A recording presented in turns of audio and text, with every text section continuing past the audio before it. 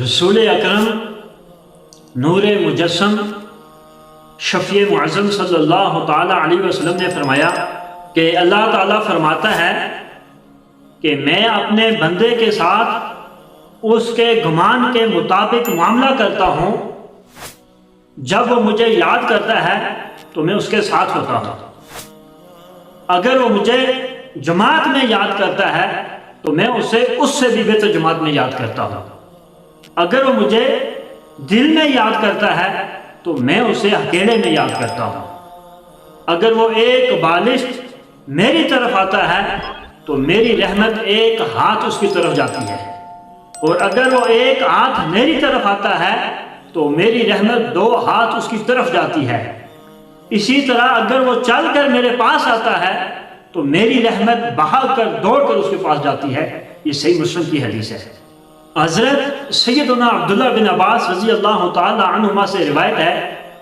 کہ رسول اللہ صلی اللہ تعالی علیہ وسلم نے فرمایا کہ جو بندہ رات میں عبادت کرنے سے عاجز ہو اور دشمنوں سے جہاد کرنے میں کمزور ہو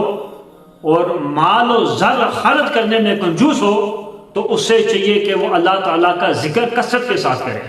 سیدنا جابر بن عبداللہ رضی اللہ تعالیٰ عنہ فرماتے ہیں کہ ہم مسجد نبی میں بیٹھے ہوئے تھے کہ رسول اللہ صلی اللہ تعالیٰ علیہ وسلم تشریف لائے، اور رسول اللہ نے فرمایا کہ اللہ تعالیٰ کے کچھ فرشتے ہیں جو زمین میں گھوم پھر کر ذکر کی مجالس میں ٹھہرتے ہیں، رکتے ہیں، اور جب تم جنت کی کیریوں کو دیکھو تو ان میں سے کچھ پھول چن لیا کرو۔ تو صحابہ کرام علیہم رضوان نے عرض کی، یا رسول اللہ صلی اللہ تعالیٰ علیہ وسلم، یہ جنت کی کیاریاں کیا ہیں؟ تو آپ علیہ الصلوۃ والسلام نے فرمایا کہ ذکر کی مجالس ہے، اور آپ نے فرمایا کہ صبح و شام اللہ تعالیٰ کا ذکر کرو، اور جو شخص اپنا مرتبہ اور رتبہ اگر اللہ تعالیٰ کے ہاں جاننا چاہتا ہے کہ اس کا اللہ کے ہاں کیا مقام و کیا مرتبہ ہے تو اسے چاہیے کہ وہ اپنے گربان میں دیکھے کہ وہ اللہ تعالیٰ کا کتنا ذکر کرتا ہے، وہ اللہ کو کتنا یاد کرتا ہے، تو اسے معلوم ہو جائے گا کہ اس کا اللہ کے ہاں کتنا مقام و مرتبہ ہے۔ سیدنا عبداللہ بن بصر رضی اللہ تعالیٰ عنہ فرماتے ہیں کہ ایک شخص رسول اللہ صلی اللہ تعالیٰ علیہ وسلم کی بارگاہ میں آیا اور عرض کی، یا رسول اللہ صلی اللہ تعالیٰ علیہ وسلم، مجھ پر دین کے احکام زیادہ ہو گئے ہیں، کثیر ہو گئے ہیں، تو مجھے کچھ ایسا بتائیں کہ میں اس کو اپنے اوپر لازم کر لوں۔ تو رسول اللہ صلی اللہ تعالیٰ علیہ وسلم نے فرمایا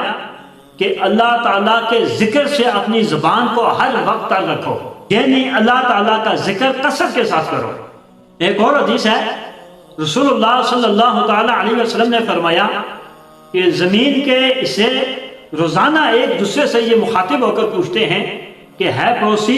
کیا آج تجھ پر اللہ تعالیٰ کا ذکر کرنے والے کا گزر ہوا ہے کہ نہیں؟ تو ہے میرے مسلمان بھائیوں اور بہنوں، جب فرشتے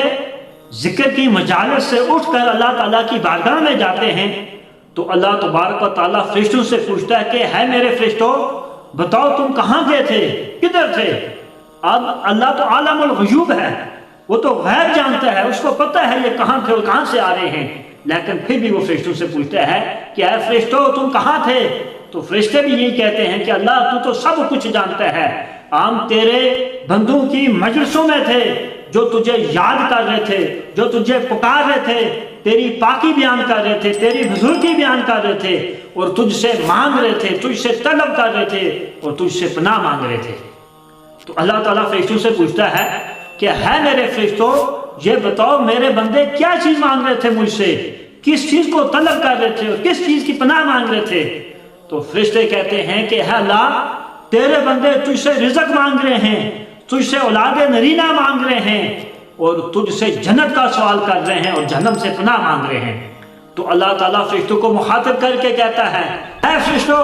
تم گواہ ہو جاؤ، میں نے ان کی تمام دعائیں قبول کر لی ہیں، اور ان قریب میں اپنی رحمت سے ان کو جنت میں داخل کروں گا اور ان پر جہنم جو ہے حرام کر دوں گا۔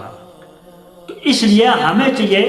کہ ہم روزانہ اللہ تعالیٰ کو یاد کریں، اللہ تعالیٰ سے دعا مانگا کریں، اللہ تعالیٰ کا ذکر کثرت کے ساتھ کیا کریں،